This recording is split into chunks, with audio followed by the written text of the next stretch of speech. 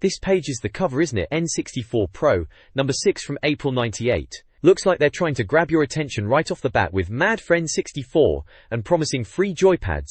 Which always sounds a bit too good to be true, but hey, who doesn't love free stuff? The cover features a quirky snowboarding character with a traffic cone nose, holding an N64 pad, looking ready to shred. Inside, they're packing 8 full guides for the big N64 games, promising every trick and tip. They're also giving away a whopping £2,000 worth of prizes. The contents list highlights reviews and features on Augusta Masters, Tokon Road pitting WCW against NWO, Cruising USA getting its first PAL review, NBA Pro 98, and Famista 64, which they call the kings of cutesy sports sims. There's a big feature pushing you to beat the ninja in Snowboard Kids, claiming they'll show you all the shortcuts. Plus, they've got updates on the mighty Zelda 64, and they're calling F-Zero X the most important racer ever? Big claims indeed. Looks like a solid issue packed with reviews and guides for some proper N64 classics. This page is split in two, isn't it? On the left we've got an advert from Blaze, flogging their accessories. Looks like a handy 2" 1 Jolt pack and memory card for the N64, claiming it works with all Rumble Pack games, and has a clever switch so you don't have to mess about swapping things over mid-game. They're also showing off their force feedback steering wheel, the VRF1 accelerator, which sounds like a bit of a beast, and standard memory cards. Over on the right, under the title The Team, we've got a little feature about people from presumably the magazine or Blaze themselves. They're sharing funny stories about times they perhaps got a bit big-headed in their sporting pasts, but reality quickly brought them back down to earth. We've got tales of hockey, rugby, football, squash, BMX, and even five-side football, each with a little character caricature. Seems like a bit of light-hearted fun from the staff. This page gives you a good rundown of what's inside this issue. It's issue 6 from April 1998, packed with N64 goodness. You've got previews of games like Unfinished Monkey Business and Only Jesting, which sounds a bit mysterious. There are competitions to win gear and cash, and a free guidebook included this month, covering loads of N64 classics like GoldenEye and Mario 64. The main event is the cover story on Snowboard Kids, getting a full slide-through rather than a standard review, because Nintendo hadn't sent out PAL copies yet. Typical. In the reviews section, they're checking out a stack of titles, from Japanese imports like Famista and Tokon Road, to US releases like Cruising USA, and Mortal Kombat Mythologies. Seems like the reviewers have mixed feelings on a few of these, with some games getting a good shout and others perhaps not hitting the mark. You'll also find codes, tips, and guides, including help for Snowboard Kids and Nagano Winter Olympics.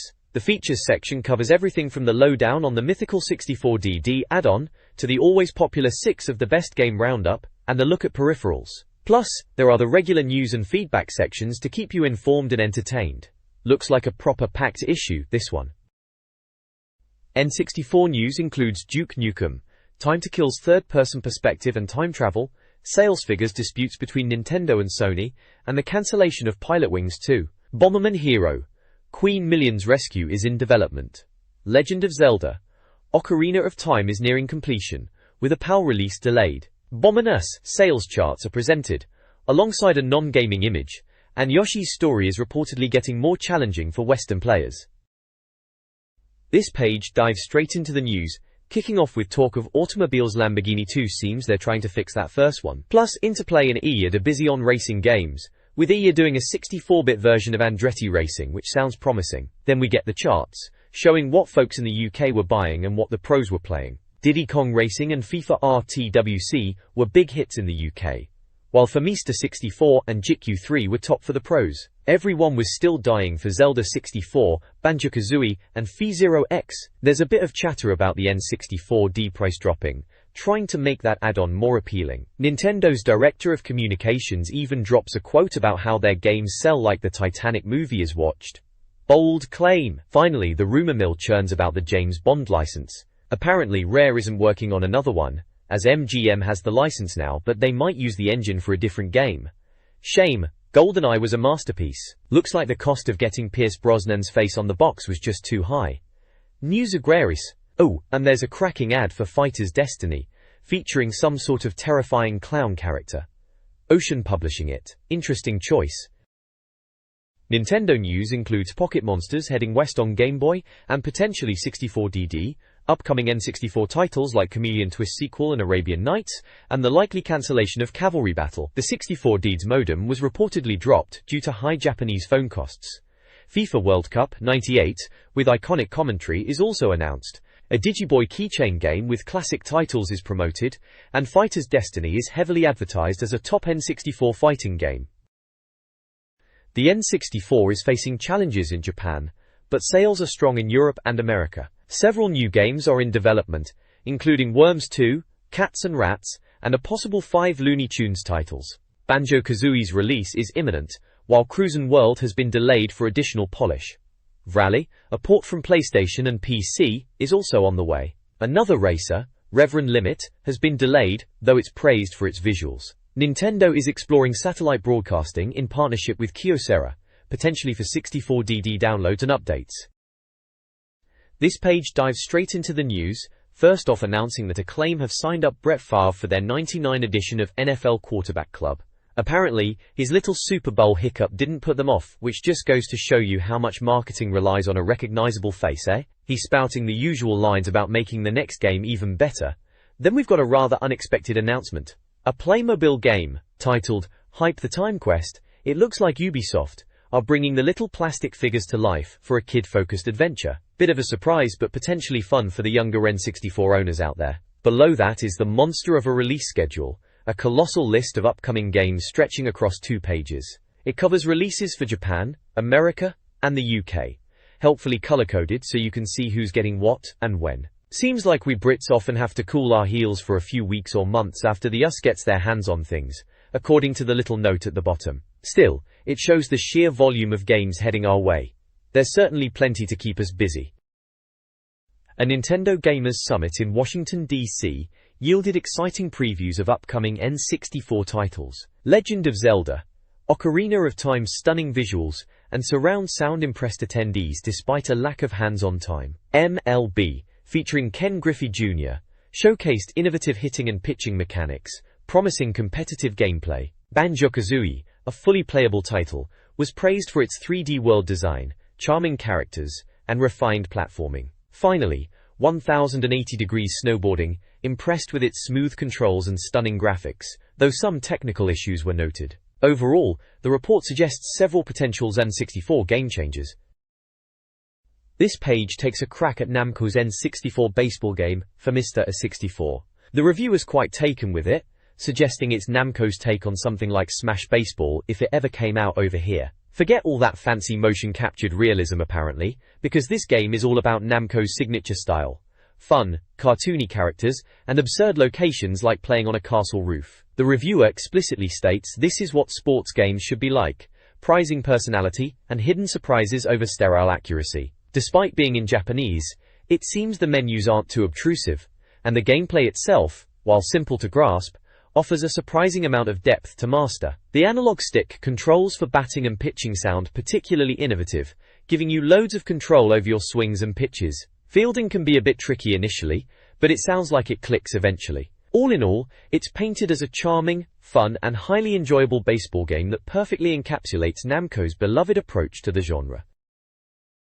This page continues the deep dive into Famista 64, and crikey, the reviewer's still absolutely raving about it. We get a look at the Early Learning Center, which isn't some stuffy tutorial mode but a bunch of cracking minigames like fielding practice, snowball fight, and even a pumping thing, all cleverly disguised to teach you the ropes. Seems like Namco's got a sneaky way of making learning fun, rather than just throwing dry instructions at you. The review then gets into the nitty-gritty of batting, and it sounds like there's a real subtlety to it using the analog stick, not just swinging but placing the ball and even adjusting the height of your swing. Apparently mastering this gives you loads of control, which is exactly what you want in a baseball game. In it, fielding gets a brief mention as a slight weak point, but honestly, everything else sounds so spot on it hardly matters. The conclusion is clear. This game is a winner. It's easy to get into but has tons of depth, keeps you hooked for ages, and despite being Japanese, it's totally worth hunting down. The reviewer finishes by slapping a big old 64 score on it, a whopping 90%. Blimey, that's a high score for a baseball game. This page dives into Konami's latest sports offering, NBA Pro 98. Crikey, after their smashing success with ISS 64 and Nagano, you'd expect another blinder, wouldn't you? This one's aiming for realism compared to the daft NBA Hangtime that was on the N64 before. Right then, the good news, it's got the proper NBA license, all the teams and players are in there, complete with photos and stats if you're into all that number crunching, plus you've got a few modes to get stuck into, like exhibition, playoffs, and a full season. Seems decent on the surface, but hold on to your hats, because the reviewer reckons you might need to adjust your television. Apparently, it suffers from some rather spectacular blurriness. Headache-inducing fuzziness is mentioned. The court and crowd visuals don't fare much better, described as bland and blurry blobs.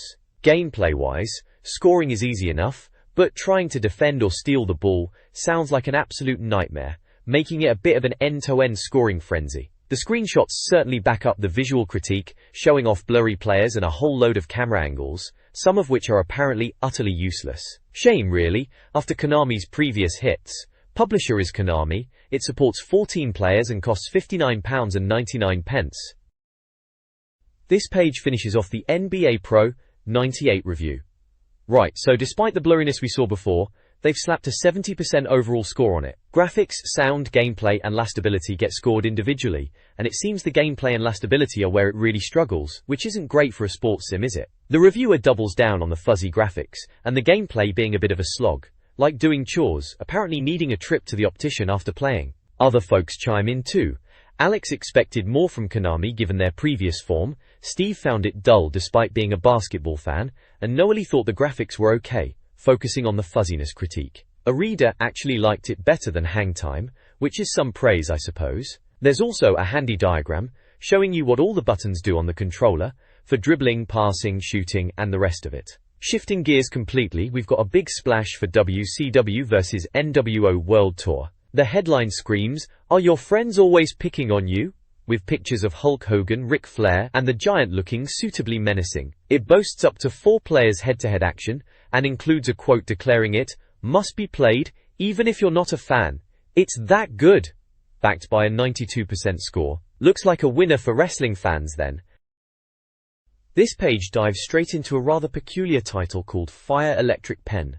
The headline declares it's as daft as the name suggests, describing it as a sort of electric shock treatment simulation. The idea is you guide a stick through various courses without touching the sides, which apparently feels like the old winding wire game, just beefed up. The review is quite colourful, mentioning a mad Japanese commentator yelling gibberish and how playing can make your hands wobble like eel jelly, suggesting the person who dreamt this up might have been on something strong. Despite the craziness, they say some courses are spectacularly difficult. There are plenty of screenshots showing the different bizarre levels you navigate. There's a 2-player mode involving a ghost stick, and while the game is innovative and original in its strangeness, the reviewer notes it feels like something that could have easily run on a SNES. Other folks weigh in, with opinions ranging from calling it tedious crap to finding it an entertaining, tough test of skill, though perhaps a short-lived one given the novelty wears off. Ultimately, it scores a 60% overall, with the breakdown showing it's perhaps less about graphics or sound, and more about the frustrating, unique gameplay itself. This page jumps into a review of Top Gun Road, Hudson's take on Japanese wrestling for the N64. Apparently, the magazine's importer sent it over thinking it was something else, which sounds about right for some of the obscure stuff that came out of Japan back then. Anyway, it turns out to be a proper wrestling game, based on the IWGP promotion. Sinbao Rai, the reviewer notes that anyone expecting Hulk Hogan or The Undertaker will be sorely disappointed, as this is all about the Japanese scene, featuring a roster including legends like Jushin Thunder Liger, Tiger Mask, Masahiro Chono, and Shinya Hashimoto, amongst others. The game uses the analog stick, which they think should be better for control, and while the manual is in Japanese, the system is apparently easy enough to figure out for stomping, kicking and grabbing. Graphically, the wrestlers look distinct in their attire and show off smooth animation, though the reviewer mentions a bit of glitching creeping in. Each wrestler has their own special moves, from throws to dives, and seeing the move names pop up on screen is a neat little touch. There's support for up to 4 players, whether it's one-on-one, tag teams, or a free-for-all rumble. Interestingly, the ring is noted as being bigger than in the WCW games, giving you more space to pull off those spectacular Japanese wrestling maneuvers shown in the screenshots. Looks like a decent deep dive into a less familiar side of wrestling for Western gamers. This page finishes off the review of Top Gun Road, and apparently the moves in this wrestling game are grounded in some serious realism. unlike some of the more flamboyant stuff out there. Our reviewer feels it lacks a bit of the punch of other games, like the spirit meter from the WCW titles, and while it looks nice and the animations are smooth, it doesn't quite grab you or offer much novelty for us Westerners. It seems it's deemed a decent but ultimately average Japanese wrestling game, clocking in with a final score of 72%. We also hear from some readers, including one who hasn't even played it but trusts the reviewer's knowledge of men in skimpy leotards, and another who questions who these specific Japanese wrestlers even are. Taking up the other side of the page is an advert for F1 Pole Position 64 by Ubisoft. It's touted as the most authentic Formula One experience on the grid, based on the 1996 season and packed with real tracks, cars and drivers for you to race your way to the top position. A negative review of the PAL release of Cruisin' USA for the Nintendo 64 criticizes the game's missing content compared to the arcade version and overly sensitive controls. The reviewer, disappointed by the 18-month wait, notes the game's lackluster music and a lack of excitement. Screenshots showcase car selection, racing views, and the Golden Gate Bridge. The review also highlights Eugene Jarvis's involvement, hoping it's not a career setback. The N64 controller layout is diagrammed. Overall, the game is deemed unimpressive and a letdown. Bol. This page continues the hammering of Cruisin' USA, delivering the final verdict and overall N64 score. Frankly, it seems the 18-month wait was utterly pointless, as the consensus here is that it's a dated, bland and thoroughly uninspiring racer. The control is slammed, the tracks are dull, and the collision detection sounds like it was phoned in. The N64 score breakdown gives it low marks across the board, culminating in a not-so-impressive 40%. Reader reviews chime in, echoing the main reviewer's disappointment, with one chap from Wigan stating he thought it couldn't be as bad as everyone said. Jurte. Turns out he was wrong. There are a couple more screenshots showing the gameplay and environment, but honestly, they don't do much to sell the game after reading these critiques. Oh, and there's also an advert for Automobili Lamborghini, boasting it's only available on the Nintendo 64. This page dives into Augusta Masters 98, with Paul Knoll giving his 2 cents on this golf title for the N64. Despite admitting he's more of a sofa golfer than a real-life pro, he reckons he could give Tiger Woods a run for his money in the digital realm. He finds the game surprisingly good, highlighting its polished look and the sheer wealth of options available, from different play modes like match play and stroke play, to customizing your caddy. He touches on the putting, noting the grid system and the 100 feet putter range are a bit different but something you get used to. There's also a handy diagram of the N64 controller showing what button does what, and several screenshots showcasing the visuals and gameplay, including the swing meter arc. The verdict is pretty positive overall. Alex agrees it's a decent round despite the putting system. Steve calls it the first golf game of note on the N64, though it could be better, and Mark was grabbed by it, calling it a solid top golf game. Roger Bainbridge, the reader reviewer, had a laugh playing it and plans to buy it. The consensus lands it a respectable N64 score of 80%. This page dives into Virtual Hiryu no Ken, a fighting game for the N64 with more names than you can shake a stick at. Seriously, the reviewer even considered calling it something else. Apparently it's actually 2 games mashed into one, a 3D fighter that looks a bit like Virtua Fighter, and a 2D mode with super deformed characters that feels more like Street Fighter. The reviewer seems quite taken with the graphics, especially the characters, noting the animation is smooth. The backgrounds are a touch bland, which is a shame for a game like this. There's a whole grid showing off the fighters, each with a wonderfully snarky description, like one being a Krusty really, or another the cute killer. Classic stuff. Controls are apparently similar to that other fighting game we were looking at recently, which sounds promising for pulling off those special moves and combos. The screenshots show off both the standard 3D fights and the chunky super deformed mode, plus a cool-looking versus screen. It sounds like a decent effort, offering 2 distinct flavors of beat-em-up action. This page finishes up the review of Virtual Hiryu no Ken.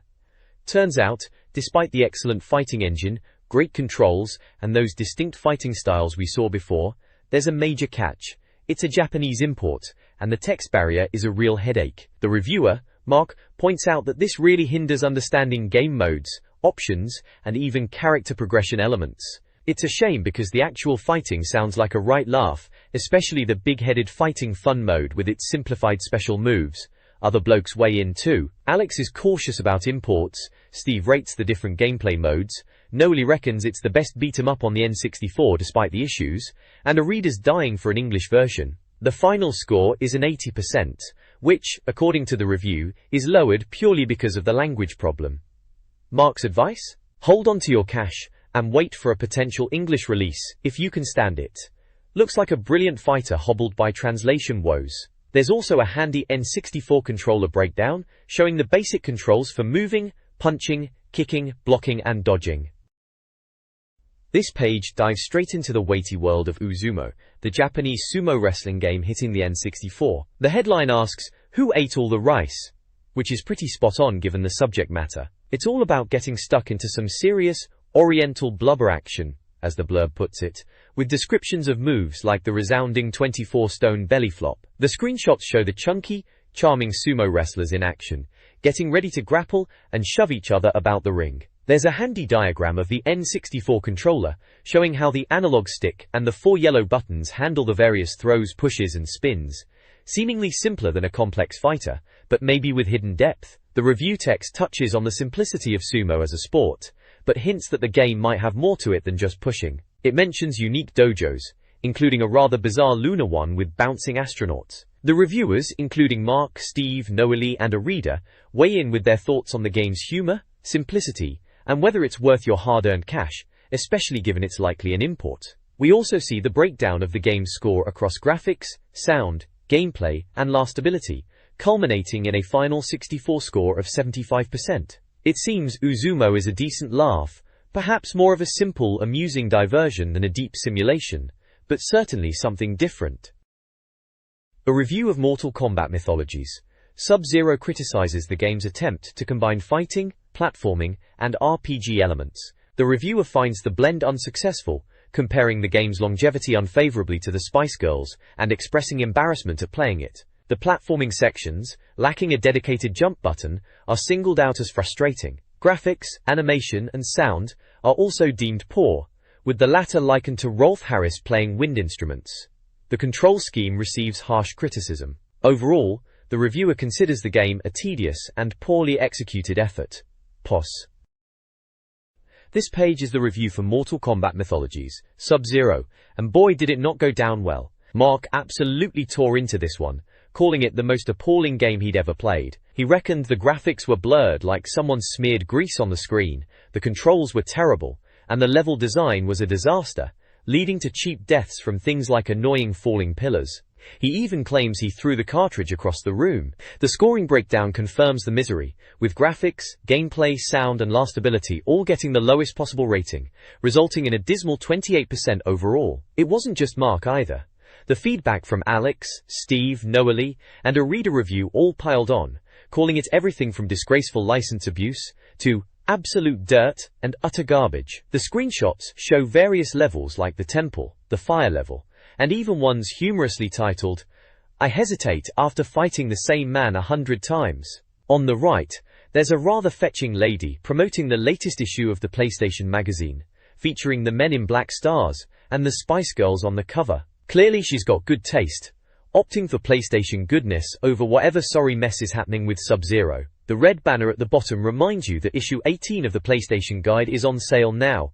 Quite the contrast to the review of this N64 title. This article reviews 4 obscure Japanese import games.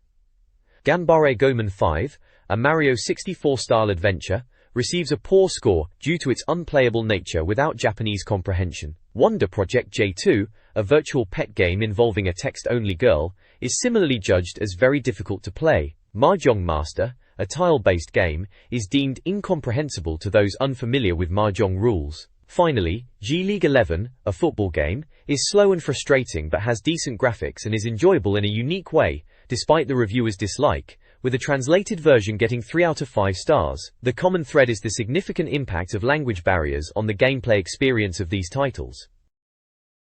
This page reviews more Japanese N64 import games, including another Mahjong title, a Tamagotchi game deemed Kiringshite, and a J-League soccer game called Dynamite Soccer 64, which is praised. 2 baseball games are also featured: Power League Baseball 64, attempting realism, and Pryakyuking, a simpler title. Finally, a Rumble-enabled version of Mario 64 is noted, but not recommended for owners of the original. The games vary greatly in appeal, requiring patience, and potentially Japanese language proficiency. This import roundup covers various games. Kiwiki Habisuigo, a strategy game with incomprehensible symbols, is a mystery. GQ World Soccer, a tweaked international superstar soccer, offers nothing new. Pachinko, a Japanese slot machine game, is confusing and best avoided. King of Pro Baseball, despite language barriers, is praised as a solid baseball sim. St. Andrew's Old Course, however, receives harsh criticism for its poor graphics and controls. Finally, Wave Race, with Rumble Pack, is recommended, enhancing the already excellent original. This page dives deep into the mysterious Nintendo 64 disk drive, or 64DD. The big question they're asking here is essentially, is this thing worth it? They explain it's an add-on that uses writable disks, promising revolutionary features like games that evolve, data trading between players, and even putting your own face on characters in Mario Artist. It's compared to PC add-ons already out there. Warranties.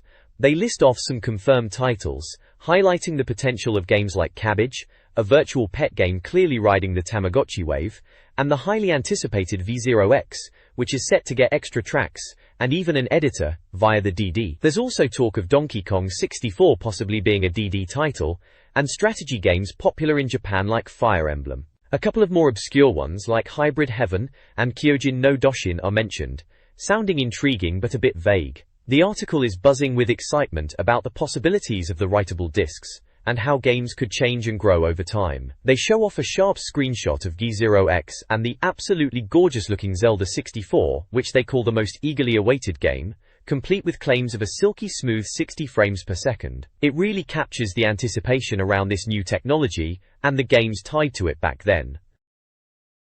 The N64DD, a planned expansion for the Nintendo 64, boasted significant upgrades. Increased RAM, 8 MB compared to PlayStation's 2 MB, was touted as improving graphics and sound.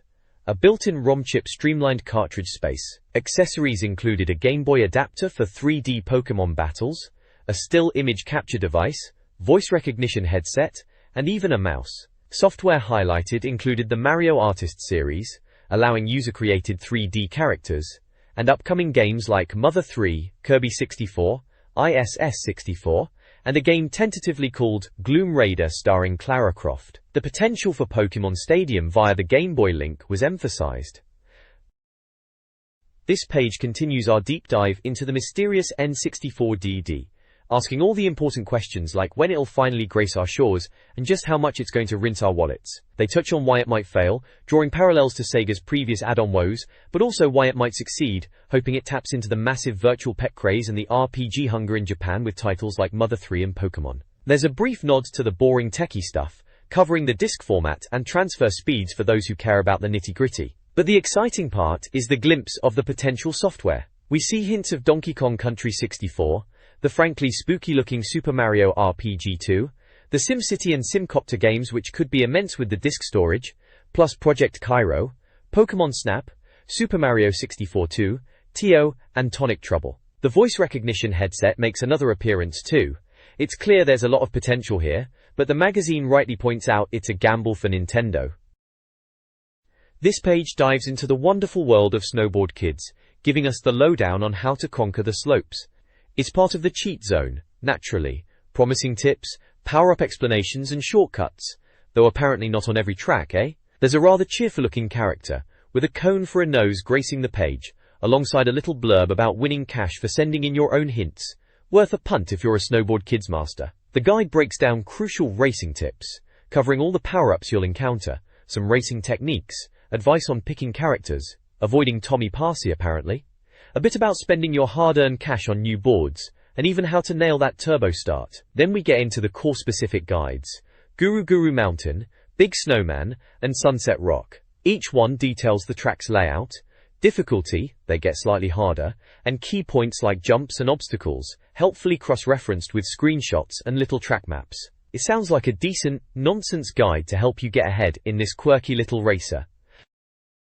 This page carries on with the essential Snowboard Kids cheat zone goodness, moving on to some rather trickier circuits. We've got guides for 3 more courses: the decidedly less than cheerful sounding Night Highway, the lush grass valley, and the, prehistoric Dino Park. Each course gets the usual detailed treatment, a blurb about the track, a handy little map to follow, and numbered points cross-referenced with screenshots. The tips focus heavily on crucial shortcuts, as you'd expect from the cheat zone. For Night Highway, you absolutely must hit a couple of those shortcuts to stand a chance, apparently involving smashing through fences and nailing jumps. Grass Valley is described as looking complicated but not too bad once you get the hang of it, again pushing shortcuts and tricky jumps over ravines. Dino Park, bless its heart, is a surreal fun park with obstacles galore, reminding you to actually jump over bits or you'll plummet. It's all good stuff, breaking down the best lines and telling you where to risk a shortcut for glory, or where you'll just end up looking silly. There's also a rather striking image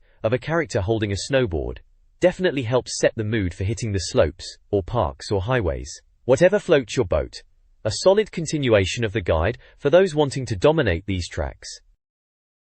This page continues the brilliant Snowboard Kids cheat zone, diving into a few more tricky courses. First up is Quicksand Valley, which apparently requires you to get bronze on all 6 previous races just to unlock it.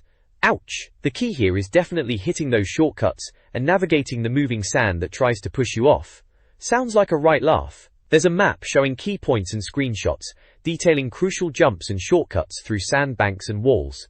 Seems like you'll need your wits about you. Then we've got Silver Mountain, described as surprisingly sparse but absolutely chock full of fog.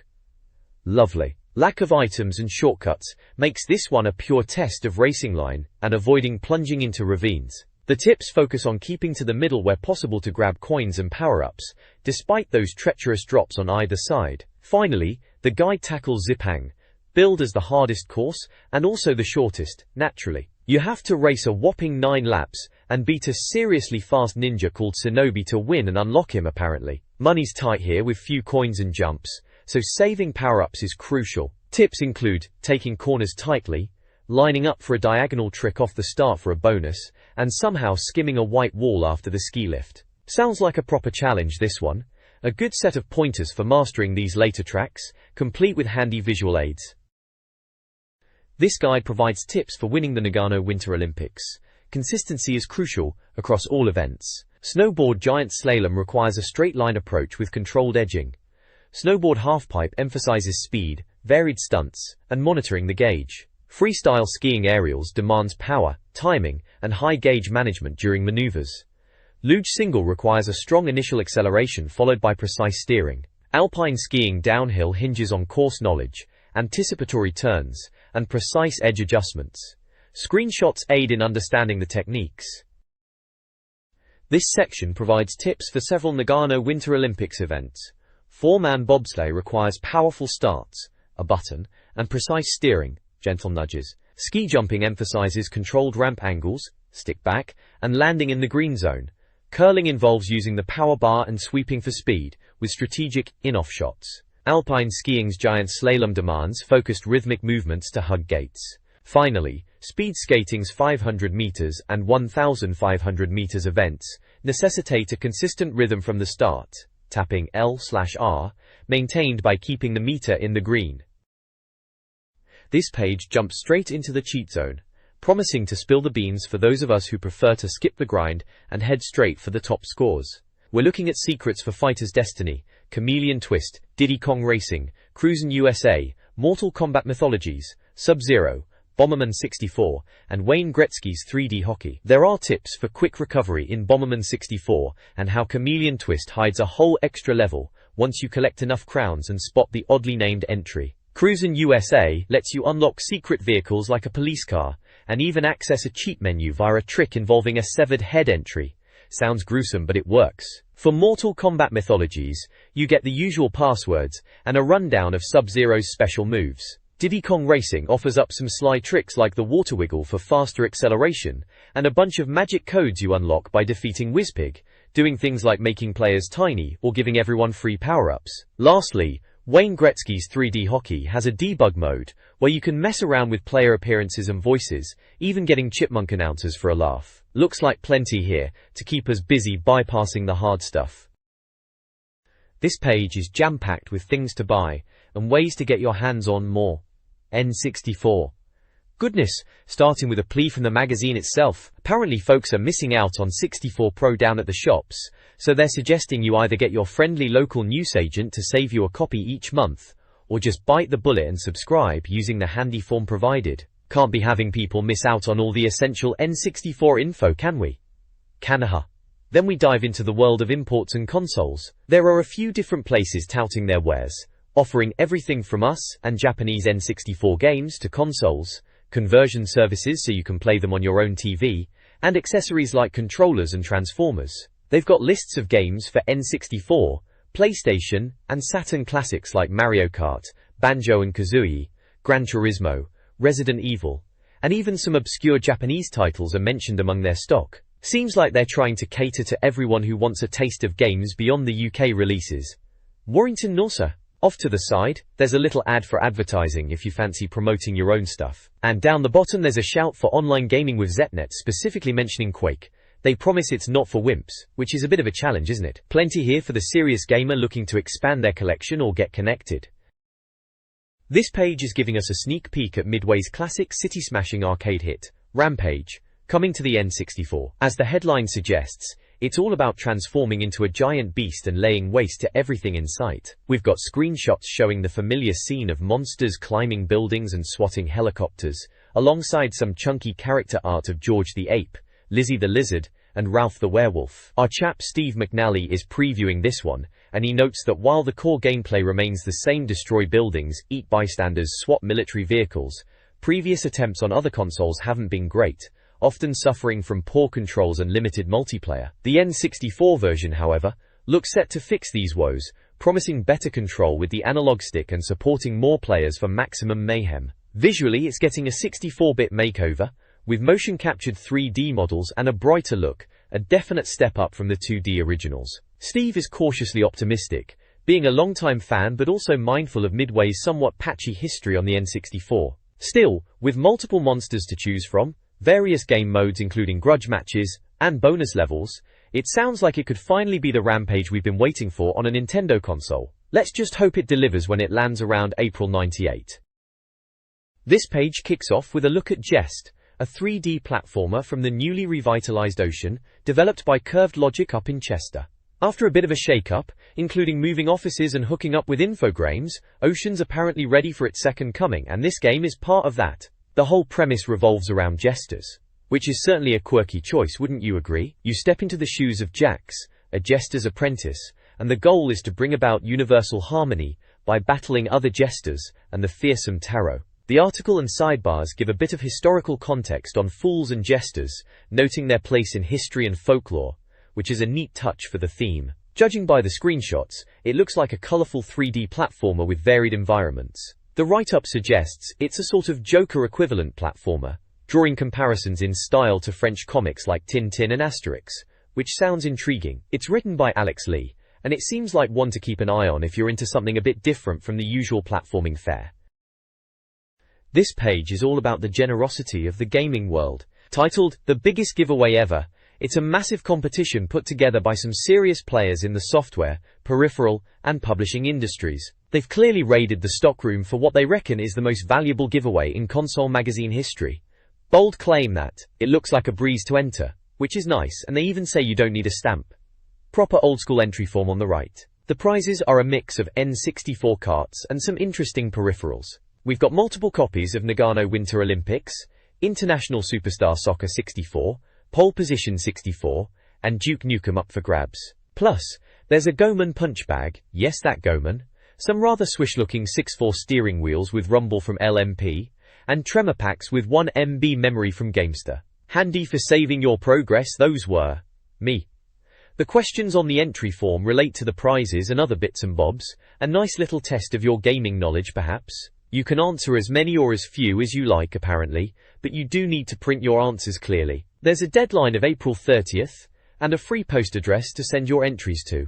Looks like a decent chance to bag some free gear. This page takes us right back to the pitch, with International Superstar Soccer 64 for the Goal of the Month feature. After a little break from the game, it's back with 6 absolute corkers that readers have voted on. January's winner, bagging over 87% of the vote, was a cracking post first-time volley, and the lucky reader, Paolo Wyatt from Reading, gets a game of his choice for picking it. The page breaks down 6 different goals, with sequences of screenshots, showing everything from near-post diversions and volleys, to super shots, free kicks, and even a rather cheeky curler. Looks like some proper skill being shown off here, or perhaps just pure luck and button mashing. Who can say with these old footy games? There's also a handy tricks of the trade section for ISS64.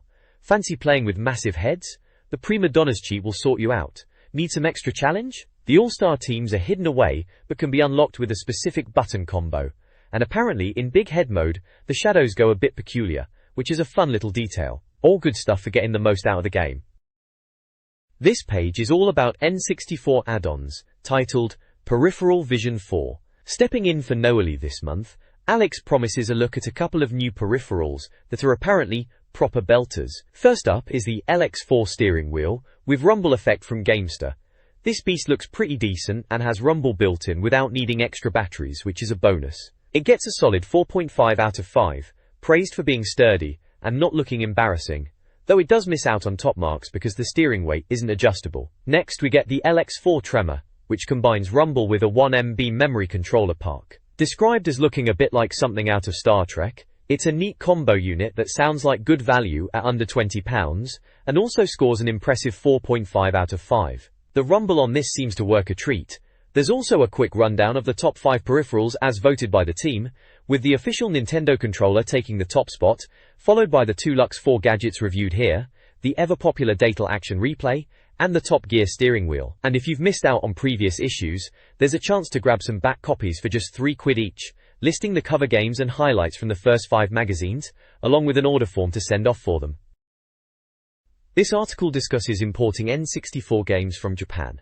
Waiting for UK releases was often frustrating, prompting many to import. However, Japanese NTSC games require either an NTSC console or a converter for PAL regions, due to differing TV standards and regional lockouts. While PAL offers a slightly better picture, SingTA's higher frame rate can lead to slower gameplay. Converters are not guaranteed to work flawlessly, and some games like Yoshi's Story are notoriously problematic. Import prices vary, potentially being similar or higher than UK releases, especially for newer games. A language barrier exists in Japanese games, while action games with universal button prompts are more accessible.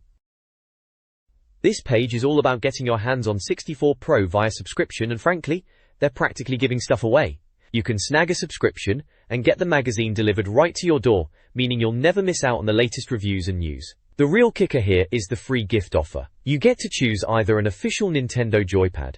And look, they even show you the color options, blue, yellow, green or black. Or you can go for the rather useful combo of a rumble pack and a controller pack. They're pointing out the recommended retail prices so you know you're getting a decent deal. Subscribing is easy enough, whether you fill out the form, hit up the subs hotline or even fax or email them. There are various subscription rates listed depending on where you are in the world, and a handy direct debit option to save you a $5. Getting free peripherals and the magazine seems like a no-brainer, doesn't it? This page is quite the cracker. Look at this! A fantastic offer for N64 Pro readers to get into Granada Studios at half price. Remember Granada Studios? Proper institution that was, packed with loads of stuff. You could wander down the actual Coronation Street, mind you don't bump into Ken Barlow, dive into the interactive Fitz detective show. Yeah, based on Cracker, pretty sharp that, and even face off against xenomorphs in the Alien Simulator. And if you're into the future tech stuff, there's the Future Vision attraction sponsored by none other than IDG Media, the folks who make this very magazine. So you get in for half the usual price, that's just £7.50 for adults, and a $5 for the kids aged 512. But the best bit? Not only do you get a cracking deal on the tickets, but you also get a free copy of N64 Pro with every single order. Bargain! You can order by filling out the coupon here and popping it in the post, or just give the hotline a bell. Just remember, this particular offer was only good until the end of March '98, so hope you didn't miss out back in the day. This page brings us to the N64 Pro feedback section, which is the letters page, proudly sponsored by Spook. The editor, Alex, kicks things off admitting he hates writing the intro, but loves reading the sheer variety of letters, from sensible debates to the outright bonkers. Sounds about right for a console that sparked such passion back then. We've got readers weighing in on all sorts, like James Curtin asking about magazine scores, wrestling games, featuring a screenshot of a proper grapple, and even the mythical 64DD. Then there's the letter of the month from Digby Curtis, who fancies himself a reviewer, and looks every bit the acid casualty the title suggests, talking about his time with N64 staples like Mario Kart and Star Fox. We also hear from Rachel, who clearly appreciates the magazine's value, and others griping about competition wins, or lack thereof. Some folks were trying to cheat, can you believe it? And debating review scores, specifically for Top Gear Rally shown in a small picture. The N64 Pro team offers their usual witty replies, defending their stance on wrestling coverage, and looking forward to future releases like Zelda and Zero in the Industry Insider snippet. A proper mixed bag of opinions and chat about the best console going. Readers share feedback on games like Top Gear Rally, praised for ease of use despite glitches, and International Superstar Soccer 2, delayed due to licensing issues. A humorous description of Link from Ocarina of Time is included, alongside a screenshot of ISS2 and a cryptic quote. A giveaway for 6 NWO t-shirts and caps is promoted, requiring a multiple-choice question-answer for entry. The letters section concludes with thanks to contributors.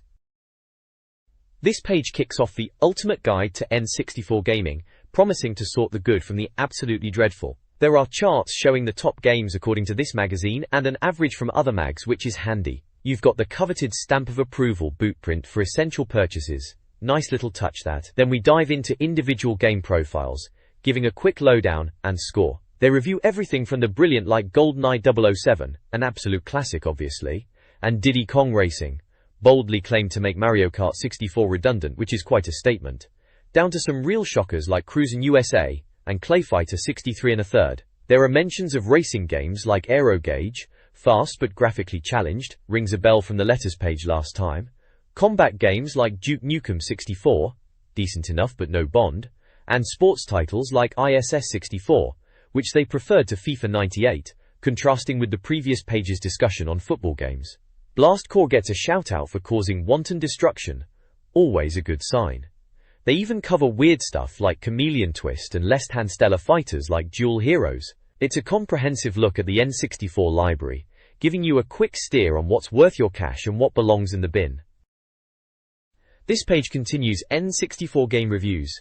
Popular titles like Madden 64 and Mario Kart 64 receive praise, though Mario Kart is deemed a flawed genius. Classic games like Pilot Wings 64, Super Mario 64, and Wave Race 64 earn high marks. Lilac Wars/Star Fox 64 also gets approval. Conversely, fighting games like Killer Instinct Gold, Mortal Kombat Trilogy, and Fighter's Destiny receive negative reviews, alongside others like War Gods and Wheel of Fortune. The page covers a range of genres, from sports and racing to fighters and platformers, offering a comprehensive look at the N64 library. This page gives us a peek at what's coming next month. Looks like they're getting ready for the '98 World Cup, with a focus on footy games like N64 Pro, IS98, World Cup 98, and Acclaim Sports Soccer. But don't worry if you're not into footy, they're also promising coverage of Zelda 64, Quake, and 1080 snowboarding. Expect the usual mix of honest reviews, guides, hints, and tips, covering everything you need to know. Alex is signing off, and cheeky sods even admit it might all be lies. The next issue, number 7, hits the shelves on April 2nd. There's also a massive advert for a mail order place selling consoles and games.